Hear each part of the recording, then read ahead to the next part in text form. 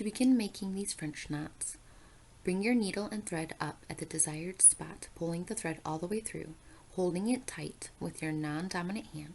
Wrap the thread around the needle 2 times. Insert the needle near the thread where you came up through the fabric, and carefully pull the thread through to the back, keeping the thread taut with the non-dominant hand. Try to keep the fabric tight as you work on each of these French knots.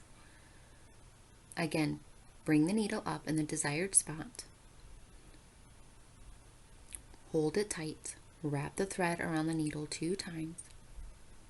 Place the needle near the thread and carefully pull the thread through the knot to the back of the piece.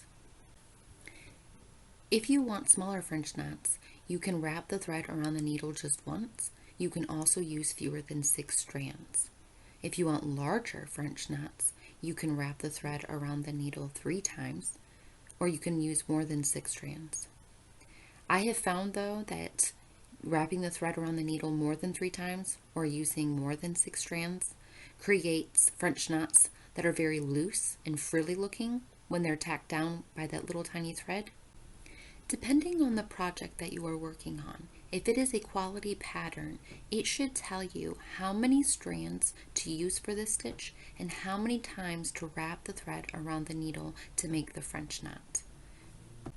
Remember though, the pattern is merely a suggestion.